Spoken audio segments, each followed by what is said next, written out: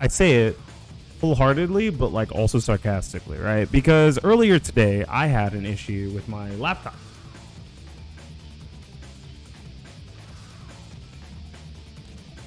Little guy right here. The core clock on the GPU wasn't going over like 300 megahertz, which is very wrong. And the wattage on the GPU wasn't going above like 7 or something. Once again, very wrong. So I went to Google, as most people do, to find answers. And all of Google's answers are wrong. But I went because I'm a self-diagnosing fiend, as are most people in video games. I think that that's like a huge thing. I fixed my problem, luckily.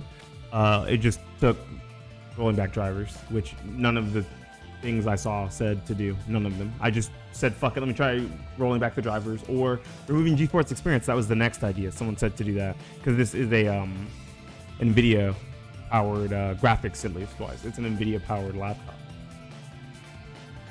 I'm thinking all the times I've seen people self-diagnose in video games, I've never realized that it's like not very helpful to devs for people to self-diagnose in the ways that they do. I couldn't find any examples. Damn, ad break. I just resubbed. F. That was the worst time for an ad break, huh? On a resubscription. I appreciate the resubscription, Panda. Real one. Real one, TBH. Hopefully you'll see this later. You'll know that I shouted you out for the resub even though it hasn't shown yet. No biggie. There we go. Hey, there's the resubscription. Hey, thank you so much for the resub. Appreciate that, Panda. You're a real one. So, I've noticed that a lot of people, especially now that the internet is very prevalent and easy to use, and it's very easy to get a hold of developers of video games, or even just the pages of video games that manage it, not even if they're the developers, because I assume we're hoping they relay this information that we decide to throw into their faces, like monkeys flinging poo. Self-diagnosis in video games is like super prevalent. I think that it's probably just as like prevalent as people who think they can fix their own PCs, right? Or self-diagnose their stuffy nose, congestion. You know, we all think we're Google doctors, right? I don't have any actual examples, unfortunately. I couldn't find any. I was like looking for a few, but I'd have to go to YouTube for that because most people who comment on YouTube videos are fucking weird. So that's like the easiest place to do it. I'm not trying to scroll through YouTube videos to hear about how X character's too weak and needs to be changed, this, that, the other, it needs this adjusted. So I think there's a certain format that we could use to self-diagnose. Or I guess not self-diagnose, but to show that we have problems with something, right? The same way when you go to a doctor, this is the exact opposite of what gamers do. When you go to a doctor, tell the doctor, hey, I have a cough and a really scratchy throat and a fever. And then he asks you a few more questions. And then he prescribes you something to help with said things that he believes to be wrong with you. You don't go in and say, hey, doc, I have strep throat. I mean, you could, but it's probably not as effective as listing your symptoms, right? In fighting games and in shooting games, I think even more so, a lot of people do that. Like, you just hear, this gun is broken. Okay, well, what's broken about the gun? You're not telling me anything. You're giving me this gun is broken or this deck is too powerful. Card games, right? Magic the Gathering, Hearthstone, Yu-Gi-Oh! Master Duel. There's probably another card game in there I'm missing somewhere. Maybe Shadowverse, right? Legends of Runeterra. This deck is too powerful. This character's abilities are ridiculous. Yu-Gi-Oh! Duel Links. And in fighting games, same thing. This move is the most overpowered move in the game. This move is crazy. This move is way too good. Impossible to beat. Top 1, tier 0, shit like that. This is the things we hear, right? And when developers hear that, they're not always steered in the right direction of how to change things. Because we are being Google doctors. We are saying, I have an issue with this move. I know that there's an issue. I'm going to say that there's an issue, but not how. I'm going to say maybe how to resolve the issue. Like, I'm going to go into a doctor's office and say, hey, I need you to prescribe me this. That's not usually how it works. Usually they're going to ask you a couple follow-up questions, like why would you be asked to prescribe that? What are your symptoms? How long have you been feeling this way? Yada, yada, right? We could do the same thing for video game devs. We don't, unfortunately. So if I wanted to find it, I could go to like any very early YouTube video for Guilty Gear Strive, or we'll see that most people are going to say, oh, this character seems really cool, but Soul's the best character in the game free. Not explaining how Soul's the best character in the game. Or Mortal Kombat. Mortal Kombat 11.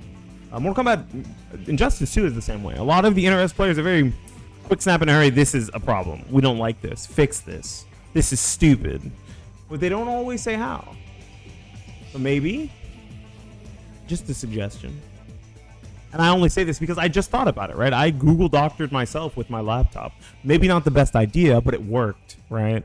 Doesn't always work. Maybe you won't get the changes you're looking for. Maybe you won't get the result you're looking for if you don't properly diagnose the problem to someone who can fix it. I am Brightside smart enough to mess with a computer. Stopping by to say what's up. I appreciate that. Thank you so much. You're a real one for that. So, if you want real change done, you do have to express that there is something wrong with your favorite video game or your favorite style of a game, whether it be card games, shooting games, fighting games. These are the ones that people usually self-diagnose the hardest when it comes to Twitter.com and YouTube.com. I think the best course of action would be to put some symptoms on it so that the devs can diagnose the problem instead of telling the devs there's a problem but not explaining how. Instead of saying, this character is too broken. Maybe say, this character's buttons feel like they're the best in mid-range compared to every other character. Or this character's frame data far exceeds what any other character can do. This character has the fastest jab in the game and an invulnerable reversal. Just a couple of things. It doesn't have to be so concise, right? But I think that that's a huge problem. And it doesn't help that I think that that's kind of the mentality that's been like propagated in the FGC and even in shooting games, where it just becomes very easy and very quick to say, this thing is broken, this thing is not okay, this thing needs to be fixed, but never explaining how. Like, this gun doesn't have a recoil pattern at all. This gun has 0 recoil, right? Like, it's as simple as that. Like, or this gun's fire rate is ridiculous.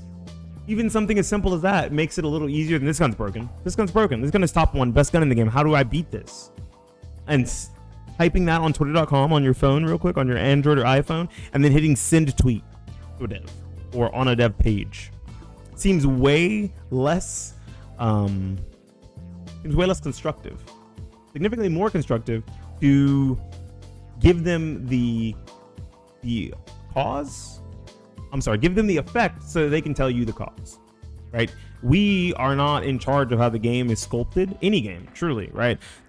Most games do work with the people who play it the most. They want the communities to enjoy the game, hopefully, long term. So they try their best to make these games enjoyable. But to do so, it's probably best to either A, leave it to in-house testing because they probably know what they're doing, or B, give them effect so that they can give you cause. Give real diagnosis. I can give a few examples. Let's see. Start with a recent title. Let's start with DNF Duel. For the beginning of DNF Duel, there was a very clear top tier 3 characters. Striker, Hitman, Swiftmaster. Swiftmaster being top 1. All right. Hitman, Striker, Swiftmaster. And what we heard constantly is Swiftmaster is the best at everything, which is actually a fair piece of criticism and a fair piece of diagnosis, right? So that they can figure out the problem. Oh, he's the best at everything. Okay, well, how do we tone down these things so that maybe he's middle of the road at everything, so that he's still very good overall, but not easily, by far and away the best character in the game. Hitman. The discourse was, haha, awakening, TOD, shattering strike. You know? Same with Striker. Striker, the discourse was, guard crush, go burr. It's very, while those are a little more productive than normal, because you're not just saying this character's broken, this character's top tier, this character's unbeatable, it doesn't really solve the root of the problem. What part of her block string makes it so that she's getting infinite block strings into guard crush and to kill? What part of Hitman's toolkit is making it, well, we know what it is, it's shattering strike, so that's a little less of the problem. But with Striker, it was very hard to pinpoint what was really wrong with that character, because we don't know which moves are 2+ when chained together that lead into the issues that made that character so good at guard crushing compared to the rest of the cast. Another great example, and I could probably use this one just because of how simple it was. Soul bad guy from Guilty Gear Strive. The very beginning of Guilty Gear Strive, Soul had some of the best buttons in the game, some of the best mid-range and close-range pressure in the game, and amazing damage. Right? Not only was he getting super ridiculous damage off of every touch, he also had some of the best tools to get to said damage. Some of the best plus frames and frame traps to get to said damage. And that started off with Haha Soul Far Slash. For the most part, the first thing that you would hear when you talked about anything about the beginning of Guilty Gear Strive, even if there was other characters who were very strong but kind of left under the radar, weren't mentioned too much, like Nagoriyuki, who I think was a very phenomenal character even at the beginning of the game. Instead, what you heard was, haha, Soul Far Slash. Soul Far Slash is by far and away the most broken move we've ever seen in a modern fighting game. Crazy shit like that. While maybe it's a little hyperbole, it did help lead to solving some sort of problem, right? They were like, okay, well, his Far Slash is a mid-range button. Maybe we should look at his other mid-range buttons too. Okay, his 5K is kind of ridiculous. Okay, his 6S is very ridiculous. I don't even think that people were mentioning how powerful his 6S was. And when they nerfed his 6S, it actually changed a lot about the character. Same with his 5K changes recently. This character feels significantly weaker than he did at launch because of those two changes, moreover than the Far Slash change. But the original discourse was, haha, Soul Far Slash, best move in the game. You know, and because of that, we didn't really get to develop the other parts of the character that made him so broken into figuring out how to break him down or nerf him or balance him in some way. I think that it's not the worst thing in the world to complain about or express grievance about things in a video game that you play constantly, right? I like that devs listen to us in some instances and in some way, right? Echo chamber aside, because I mean there is huge echo chambers when it comes to competitive video games where sometimes someone says something and everyone just listens to it and believes it, and it's really not as crazy as we think it is, right? There's very easy counterplay, or it's got a perfect counter, like there's another gun or another character, another card or another deck type that makes for a certain type of competitive triangle or competitive two deck or two character top tier format, which is, you know, fair. But I think there's more constructive ways to go about it. I'm sure if you watch this video, if you see this, you've seen this before. I don't even have to go, and I really would like to find some proof and some examples of self-diagnosis. But I think I named some, and those are probably good enough. You could even look at the very beginning of Mortal Kombat 11 when people were complaining about Garrus. His 1-1-1 overhead or 1-1 sand trap low. That was a very powerful sequence, and it's since been nerfed. You can fuzzy block it.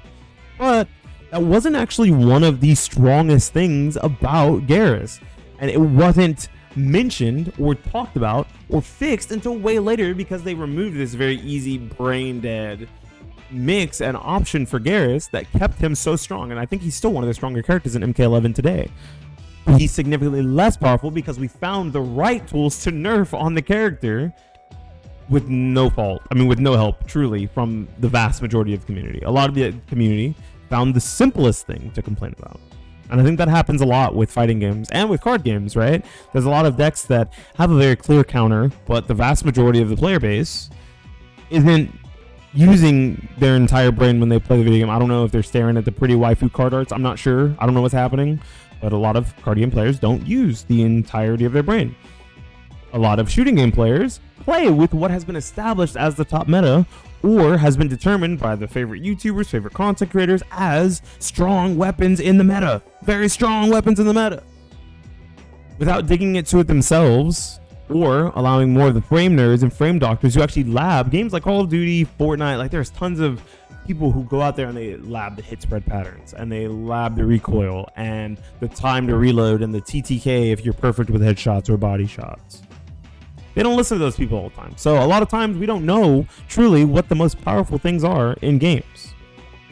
So maybe express your grievance in a way that's a little more constructive and easy for devs to break down instead of throwing shit at the wall like a monkey and hoping it sticks. If you're a fighting game player, if you're a card game player or a shooting game player, you know exactly what I'm talking about. You've seen it before and you might have even done it before. While I don't fault you, it's okay. We all do it. You know, there's those heated fits of gamer rage where we tag the devs in something really stupid. I'm sure I've done it before. I'm sure maybe I haven't tagged the devs in anything stupid, but I've probably said something on the stream about this needs to be fixed, and I don't really explain how. I think a perfect example is me no longer picking up Sumo Slap. I think that the devs of Rumbleverse, this is a little side tangent, but it stays on the part of self-diagnosis. The devs of Rumbleverse have very good eyes on the game. Not only do they watch what the community says, they also watch how the game is played. Not just at the lowest level, not just the mid-level, like keep it even. They look at all three, the lowest level, mid-level, and the top level play, which are very different games. Need I say, very, very different games. I think you can probably see the difference between a lot of gameplay styles in even card games and shooting games from the top level to the bottom level. And we've had very strong, very powerful one-dimensional options in the game before. Back when Sumo Slap was significantly stronger. Back when Dive, the Dive family, Volley and Dolphin were significantly stronger. And when Vicious Mist was absolutely, by far and away, the most war crime, brain-dead, one-dimensional option in the game. And it came from how simple it was to use. And it's not that it didn't have counterplay. Same thing with Sumo Slap. Same thing with Dive. It's not that these moves did not have counterplay. It's that they were so prevalent and so easy to abuse that the devs realized they needed to fix them. But they did that with help from the community, watching people use it, watching people counterplay it, and saying, ooh, that's good counterplay. How do we make that stronger? Or saying, okay, maybe this just needs one or two little changes. But we don't ever mention those changes, right? Maybe a lot of people who speak very highly about the video games that they play do mention changes. But it's rare. The vast majority of us just throw shit at the wall like a monkey. We don't say, this move doesn't have enough recovery. What the fuck? This move needs more recovery. This move is insane. Like, I can't punish it at all. I can barely even take space afterwards. Whether that be fighting games or Rumbleverse, right? Rumbleverse is an innocent fighting game. I think the perfect example of that was people complaining about Nago 2S. Nago 2S was perfectly nerfed because of the way that it was, talked about. Nago 2S, they were like, dude, that's a fucking rapid fire move. It's like an Uzi. You just mash, you hold down, and you just mash the S button on your controller, and then you're a god gamer. They're like, oh, okay, so you just mash it. It's really fast. Okay, add more recovery. Got it. Easy, right? That's usually not always the case with how we talk about the broken things or the most abusable things or the most powerful or one-dimensional things in video games. And I think, once again, it's no fault of anyone's because people do it in everything. People do it when it comes to diagnosing computer issues when they're not computer specialists or technicians or builders in any way, or software engineers or software specialists in any way, or they do it when it comes to sickness or health problems. It's I guess maybe it's a natural human thing, but if you want to enjoy your favorite hobby, favorite career, maybe favorite pastime a little bit more, and the games you play happen to be a little more competitive, you don't play like The Last of Us, Days Gone, Call of Duty is technically a competitive game. Yeah, there's just a single player mode in it. God of War. If you're playing more of the competitive things or the multiplayer things, find more productive ways to give the devs your feedback. Whether that be if they have backyards or if they have Q&As, if they have official Twitter threads where they ask for grievances instead of just posting it on a random video that they posted on social media that you probably don't need to post that on. Or whether it be in that same place you're going to post because you always do it, but at least in a format where it's more understandable and easy to come up with a solution for, give it a shot. I have a cat on my lap now. The frame data of this cat is too fast. I would like to nerf her startup so that I can react to her jumping on my lap. Thanks. If you could handle that, I don't know who nerfs my cats. I guess I have to handle that. Gotta feed her more so she's a little fatter so she can't move so fast. Anyway, just a little beanie talk. Little talk segment. Maybe closer to a rant / informational style video. Of course, go into the YouTube, as always. I don't see any reason why it's like weird to mention it. I think that it's one of the things that is probably the most done but the least talked about when it comes to competitive video games or when it comes to competitive minded video games. Hello, Tara. Having a good time. Anyways, if you enjoyed the video, if you enjoyed this kind of content, feel free to like the video, subscribe to the video, come back to the YouTube if you want to see more of these, or come by the Twitch stream where I do these live. Of course, you're welcome to chime in. I love when Twitch chat chimes in because it makes these even longer, because I'm able to have something to talk back with, because sometimes people raise good points or have good jumping off points from what I'm talking about in the first place. Anyways, this has been Beanie Thuggish for the YouTubes, signing out and saying peace.